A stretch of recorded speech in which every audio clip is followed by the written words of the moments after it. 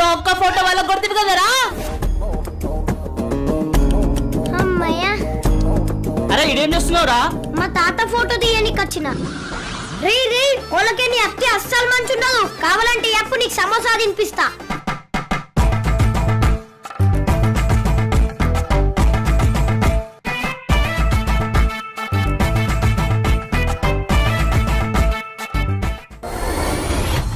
Sir smile please. అరే కొంచెం నవ్వండి సార్.